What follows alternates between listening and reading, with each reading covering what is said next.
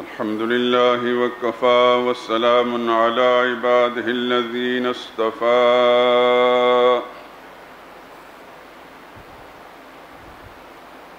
خصوصا على سيد الرسل وخاتم الأنبياء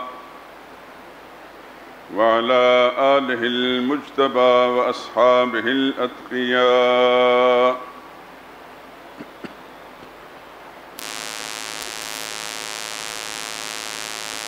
أما بعد فإن خير الحديث كتاب الله وخير الهدي هدي محمد صلى الله عليه وسلم وشر الأمور محدثاتها وكل محدثة بدعة وكل بدعة ضلالة وكل ضلالة في النار. أعوذ بالله من الشيطان الرجيم. بسم الله الرحمن الرحيم. يا أيها الذين آمنوا أنفقوا مما رزقناكم من قبل أن يأتي يوم لا بيع فيه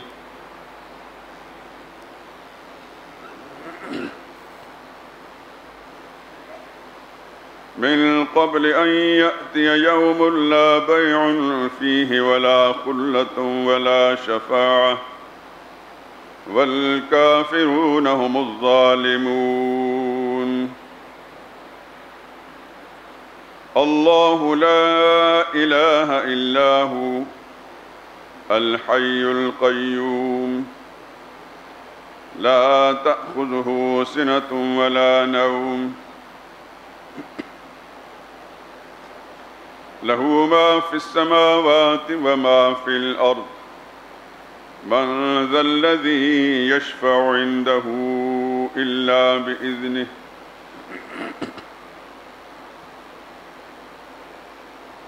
يعلم ما بين أيديهم وما خلفهم ولا يحيطون بشيء من علمه إلا بما شاء وسع كرسيه السماوات والأرض ولا يؤوده حفظهما وهو العلي العظيم.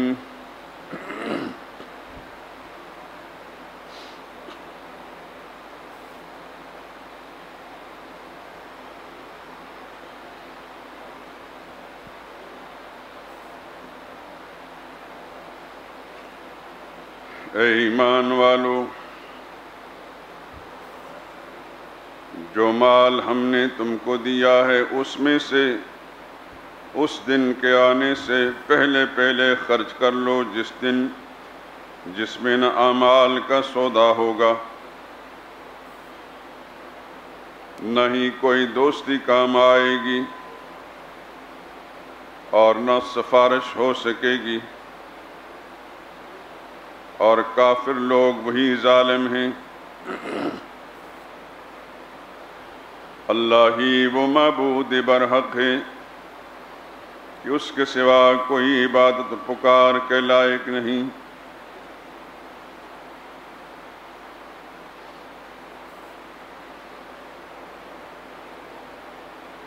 وہ ہمیشہ سے ہے زندہ رہنے والا اور ساری دنیا کو تھامنے والا،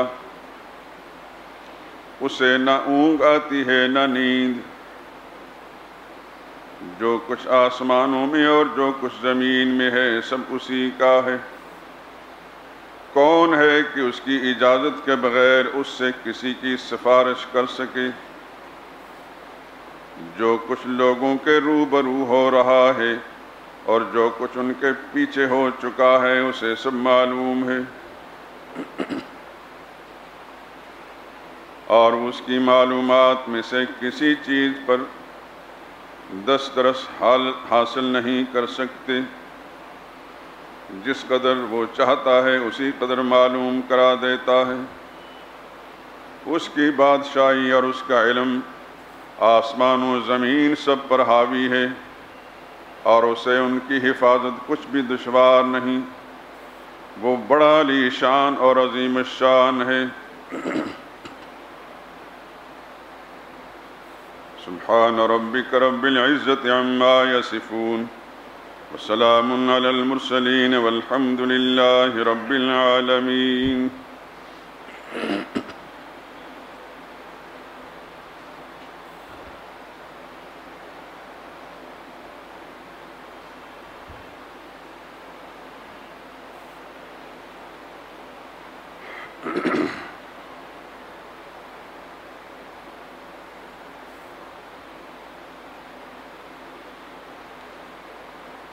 کچھ مختلف شعراء کے چند اشعار ہیں جو عقیدہ توحید سے متعلق ہیں۔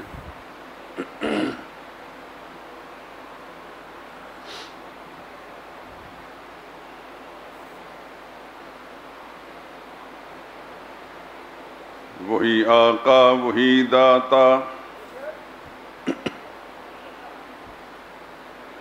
وہی آقا وہی داتا، وہی مشکل کشا سب کا،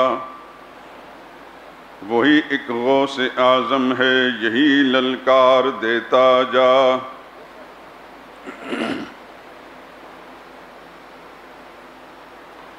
وہ جلتے ہیں تو جلنے دو جو ہیں توحید کے دشمن، وہ جلتے ہیں تو جلنے دو جو ہیں توحید کے دشمن، ندا وحدت کی قرآن سے گلی کوچوں میں دیتا جا۔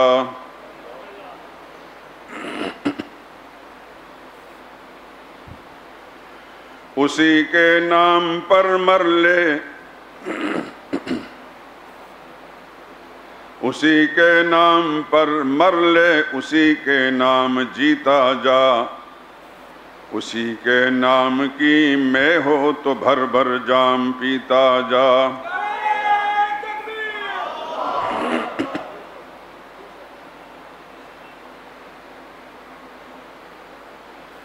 رہے توحید میں ہوں گر، رہے توحید میں ہوں گر سمندر شرک کے حائل، لگا دے جست موجوں میں تو طوفان سے نمٹتا جا۔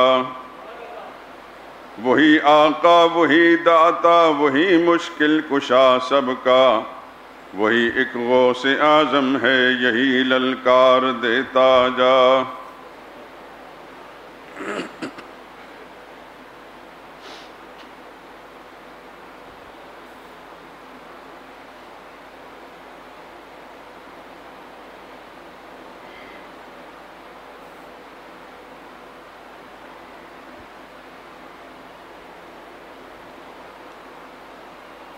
رزاق جہاں حق تعالی وہ ہے،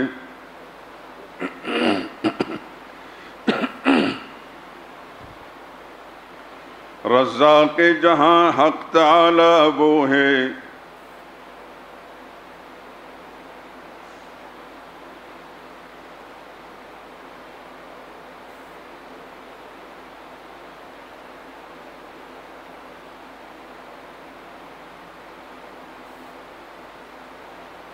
معبود برحق ہے برتر و بالا وہ ہے،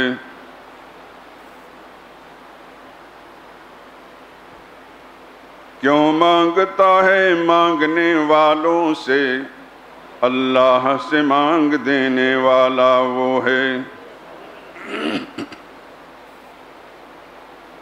تم کو شکوہ ہے ہمارا مدعا ملتا نہیں، تم کو شکوہ ہے ہمارا مدعا ملتا نہیں، دینے والے کو گلہ ہے کہ گدا ملتا نہیں۔ بے نیازی دیکھ کر بندے کی کہتا ہے کریم، بے نیازی دیکھ کر بندے کی کہتا ہے کریم، دینے والا دے کسے دست دعا ملتا نہیں۔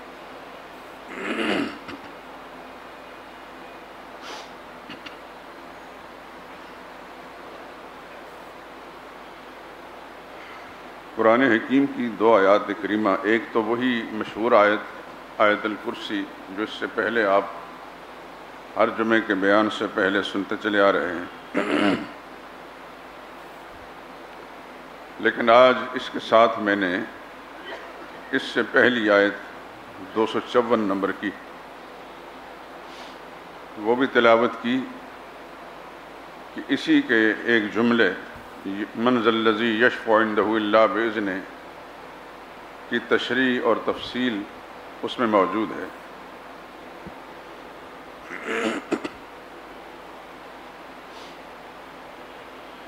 آپ سنتے چلے آ رہے ہیں کہ اس آیت کریمہ میں، آیت الکرسی میں، اللہ کریم نے ایک دعویٰ کیا ہے اپنے معبود برحق ہونے کا، اپنے الہ ہونے کا، اپنے حاجت روا اور مشکل کشا ہونے کا، اپنے ہی پکار کے لائق ہونے کا، اپنی ہی بارگاہ میں استغاثہ اور دعا و فریاد کرنے کا، کہ میرے سوا کوئی اور اس کے قابل نہیں ہے کہ اس سے فریاد کی جائے، استغاثہ دائر کیا جائے، اس سے مراد مانگی جائے، میرے سوا کسی اور کو دور اور نزدیک سے پکاریں سننے والا سمجھ کر پکارا جائے، میرے سوا کوئی اور حاجت روا نہیں ہے، مشکل کشا نہیں ہے۔ کیوں؟ میں ہی الہ ہوں، میرے سوا کوئی اور الہ نہیں، ان خصوصیات کا مالک اور کوئی نہیں۔ یہ دعویٰ ہے، اس کے لیے دلائل ہیں۔ سب سے پہلی دلیل یہ دی کہ میں ہی ہمیشہ سے زندہ ہوں، میں ذاتی زندگی کا مالک ہوں، مجھ پر کوئی حاوی نہیں جو مجھے موت دے سکے۔ میں سب پر حاوی ہوں، سب کو زندگی دینے والا میں ہوں اور سب کو موت کے حوالے کرنے والا بھی میں ہوں۔ میں ہمیشہ سے ہوں اور ہمیشہ رہوں گا، کوئی میرے سوا نہ ہمیشہ سے ہے نہ ہمیشہ رہے گا۔ جو آیا اس دنیا میں جانے کے لیے آیا ہے، حتیٰ کہ نہ زمینیں رہیں گی، نہ آسمان رہیں گے، نہ فرشتے رہیں گے، نہ جنات رہیں گے، نہ انسان رہیں گے، حتیٰ کہ موت پر بھی موت آئے گی۔ ایک میری ہی ذات ہمیشہ سے ہے اور ہمیشہ رہے گی، باقی رہنے والی۔ یہ دلیل ہے اس بات کی کہ ساری طاقتوں کا مالک میں ہوں، کوئی ایسا طاقتور نہیں جو میری زندگی مجھ سے چھین سکے۔ میں ہمیشہ سے زندہ رہنے والا ہوں، البتہ میرے پاس ایسی طاقت ہے کہ سب کی زندگی میرے اختیار میں ہے۔ یحیی و یمیت، محیی اور ممیت میں ہوں، جب چاہوں کسی کی موت کا فیصلہ کر لوں، اور ایک پل کے لیے بھی کوئی میرے فیصلے کو روکنے والا اور ٹالنے والا نہیں۔ یہ پہلی دلیل الحی۔ دوسری دلیل القیوم، سارے نظام کو، سارے جہان کو میں نے تھام رکھا ہے، میں اتنی طاقت کا مالک ہوں کہ ساری دنیا کو میں نے سہارا دے رکھا ہے۔ زمینیں میرے حکم سے قائم ہیں، آسمان میرے حکم سے قائم ہیں، یہ سارا جہان میرے حکم سے قائم ہے۔ میرے سوا کوئی اور ایسا نہیں جو اپنے آپ کو بھی سنبھال سکے۔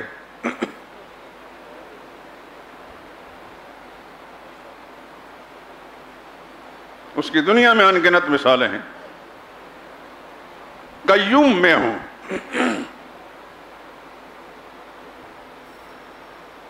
لا تأخذہ سنۃ ولا نوم۔ تیسری دلیل، نہ مجھے اونگ آتی ہے نہ نیند۔ اونگ کا آ جانا یہ غفلت کی اور کمزوری کی علامت ہوتی ہے۔ جس سے نیند آ جاتی ہے وہ اپنے حال سے بھی بے خبر ہوتا ہے۔ اگر مجھے اونگ اور نیند آئے، یہ سارا کارخانے عالم تباہ و برباد ہو جائے۔ جسے نیند آ جاتی ہے، کھڑا ہے تو وہ گر جاتا ہے، بیٹھا ہے تو گر جاتا ہے۔ جسے نیند آ جاتی ہے، نیند کی حالت کے اندر اس کی نماز بھی قضا ہو جاتی ہے۔ چاہے وہ اللہ کا پیغمبر ہی کیوں نہ ہو۔ سن چکے ہیں کہ نہیں سن چکے؟ مخلوق میں پیغمبر سے بڑا کوئی نہیں، اللہ کا محبوب اس سے بڑھ کر کوئی نہیں، لیکن ایک انسان ہونے کے ناطے سے انسانی واردات، انسانی خصائص اس کے اندر ہی موجود ہیں۔ نبی کو نیند بھی آتی ہے، نبی کو بھوک بھی لگتی ہے، نبی زخمی بھی ہوتے ہیں، نبی بیمار بھی ہوتے ہیں۔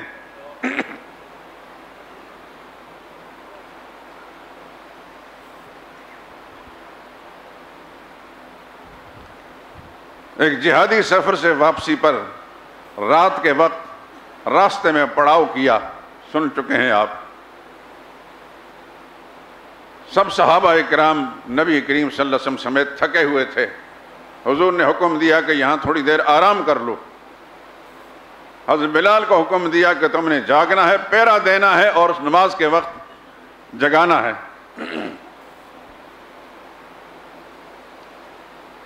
میں یاد دہانی کرا رہا ہوں، یہ چیز آپ کو معلوم ہے اور بھولنی نہیں چاہیے۔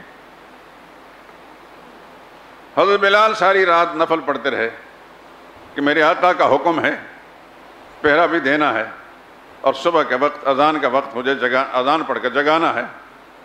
قضاء و قدر کے فیصلے کے اذان کے قریب اپنے سامان کے ساتھ ٹیک لگا کر مشرق کی طرف جدھر سے صبح صادق ہوتی ہے ادھر دیکھنے لگے، نیند آ گئی۔ اور اس طرح نیند آ گئی کہ اذان کا وقت بھی نکل گیا، تاکہ نماز کا وقت بھی نکل گیا، سورج چڑھ گیا۔ سورج کی تپش سے سب سے پہلے محمد رسول اللہ صلی اللہ علیہ وسلم کی آنکھ کھلی صلی اللہ علیہ وسلم۔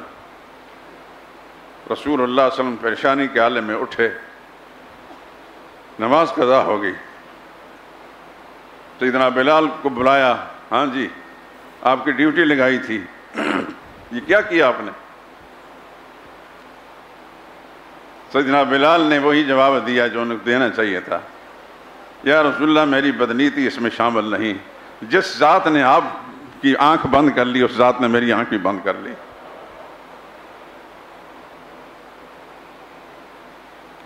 وہاں سے حضور نے فوراً کوچ کرنے کا حکم دیا، تھوڑا آگے جا کر پھر صحابہ اکرام کو فرمایا کہ وضو کر لو اور قضا نماز پڑھی۔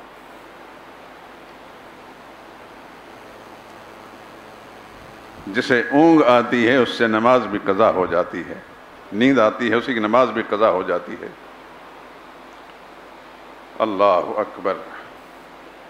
اور اللہ وہ ہے جس نے اعلان کیا لا تأخذہ سنۃ ولا نوم، جسے اونگ بھی نہیں آتی، نیند نہیں آتی، وہی الہ ہے، وہی حاجت روا ہے، وہی مشکل کشا ہے، وہی پکاروں کے لائق ہے، وہی دعاؤں اور فریادوں کو سننے والا ہے، وہ سب کی بگڑی بنانے والا۔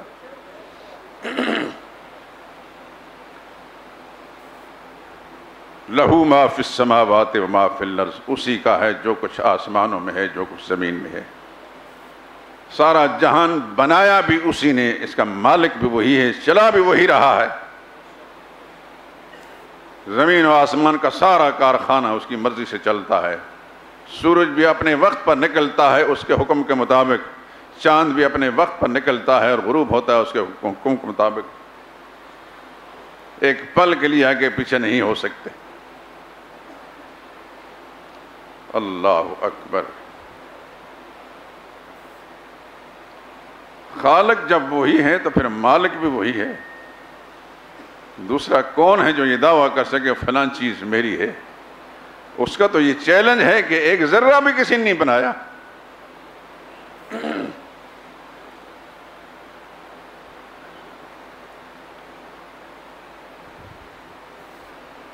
سورہ فاطر کے ایک مقام پر اللہ تعالیٰ نے اپنے نبی کے ذریعے سے یہ چیلنج دیا ہے،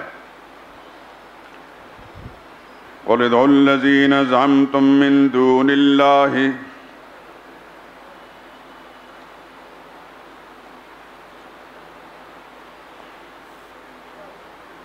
سورہ سبا ہے،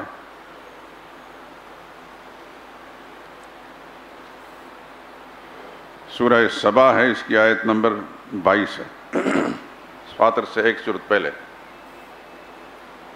قُلِ ادْعُوا الَّذِينَ زَعَمْتُم مِّن دُونِ اللَّهِ، میرے حبیب انہیں چیلنج دے دو کہہ دو ان کو ادعوا الذین، پکار لو ان کو جن کو تم کچھ سمجھتے ہو کہ یہ کرنی والے ہیں، بھرنی والے ہیں، یہ مشکل کشا ہیں، یہ حاجت روا ہیں، یہ بگڑی بنانے والے ہیں۔ ادعو، پکار لو، بلا لو ان کو جن کے بارے میں تمہارا خیال ہے کہ اللہ کے سوا یہ بھی کچھ کر سکتے ہیں۔ میں اعلان کر رہا ہوں لا یملکون مثقال ذرۃ، یہ مالک نہیں، اختیار نہیں رکھتے ایک ذرے کا بھی، فی السماوات ولا فی الارض، نہ آسمانوں والوں کو کہ ایک ذرے کا مالک بنایا، نہ زمین والوں کو۔ لا یملکون مثقال ذرۃ فی السماوات ولا فی الارض، آسمانوں والے ہوں یا زمین والے ہوں، کسی ایک ذرے کا مالک بھی نہیں۔ اور اگلا جو جملہ ہے بڑا عجیب ہے، وَمَا لَهُمْ فِيهِمَا مِنْ شِرْكٍ، یہ اس لیے مالک نہیں، آسمانوں والے ہوں، فرشتے ہوں، جنات ہوں، انبیاء ہوں، دوسرے انسان ہوں، دوسری مخلوق ہو، یہ مالک نہیں ہے ایک ذرے کے بھی، خواہ وہ آسمانوں میں بستے ہوں یا زمین میں۔ اس کی وجہ کیا ہے؟ مَا لَهُمْ فِيهِمَا مِنْ شِرْكٍ، کہ جب میں آسمان و زمین کو بنا رہا تھا تو تنہا اپنی قدرت سے میں بنا رہا تھا، ان میں سے کسی ایک نے آگے بڑھ کر یہ پیشکش نہیں کی تھی یا اللہ تھوڑا سا ہمارا حصہ بھی شامل کر لیجئے۔ مَا لَهُمْ فِيهِمَا مِنْ شِرْكٍ، لفظ شرک استعمال ہوا ہے، یہاں مراد حصہ ہے۔ شرک حصے ہی کو کہتے ہیں، مشرک اسے کہتے ہیں جو اللہ کی خصوصیات میں کسی اور کو حصہ دار سمجھتا ہے۔ مَا لَهُمْ فِيهِمَا مِنْ شِرْكٍ، ان زمین و آسمان والوں نے جب میں زمین و آسمان کی تخلیق کر رہا تھا کوئی حصہ نہیں ڈالا۔ جب ان کا حصہ ہی کوئی نہیں تو پھر کس چیز کے مالک ہیں؟ میں ہی بنانے والا ہوں، میں ہی مالک ہوں، میں ہی سارے نظام عالم کو چلانے والا ہوں۔ لہو ما فی السماوات وما فی الارض، اسی کا ہے جو کچھ آسمانوں میں ہے، جو کچھ زمین میں۔ انسانوں کا مالک بھی وہی ہے، حیوانوں کا مالک بھی وہی ہے، زمین کا مالک بھی وہی ہے، آسمانوں کا مالک بھی وہی ہے۔ زمین کے اندر جو کچھ بھی ہے وہ اللہ ہی کا بنایا ہوا ہے، اس کا مالک بھی وہ ہے، اور آسمانوں میں جو کچھ بھی ہے اسی کا بنایا ہوا ہے، مالک بھی وہی ہے۔ نہ کسی نے کوئی ایک ذرہ بنایا ہے، نہ کوئی مالک ہے، نہ کوئی مختار ہے۔ اللہ اکبر! کیا قرآن کریم کا انداز ہے! اس انداز کو سننے کے بعد بھی ایک انسان نہیں سمجھتا، اس کو اللہ کی قدرت کا، اس کی وحدانیت کا اقرار نہیں ہوتا۔ کبھی قرآن کہتا ہے ما یملکون من قطمیر، وہ مالک نہیں، اختیار نہیں رکھتے کھجور کی گھٹلی کے اوپر باریک سی جھلی کا۔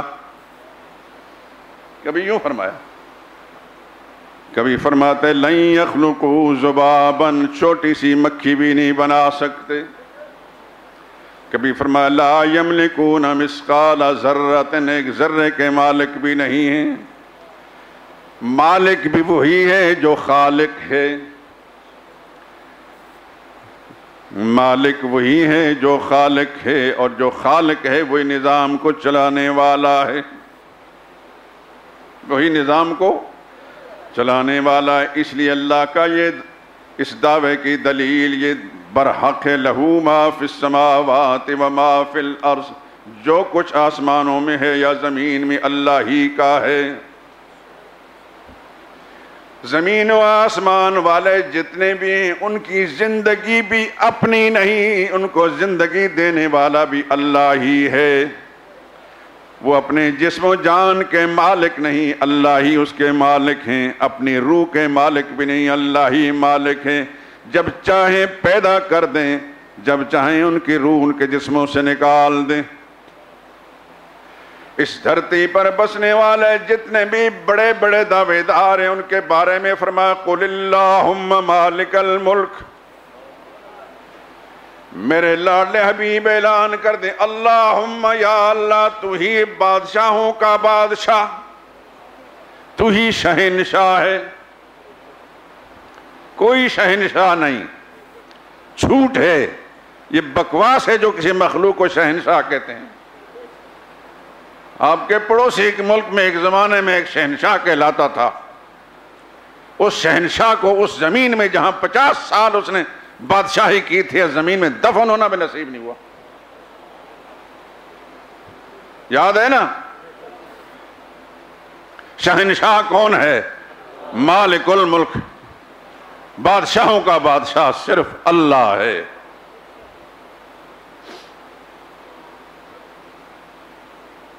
اللہم مالک الملک، اے اللہ جو بادشاہوں کا بادشاہ ہے، ملکوں کا مالک ہے، تو تل ملک من تشاء، تو جسے چاہے بادشاہت عطا کر دیتا ہے، کسی مملکت کا والی اور وارث بنا دیتا ہے، وتنزع الملک ممن تشاء، اور جس سے چاہتا ہے بادشاہت چھین لیتا ہے۔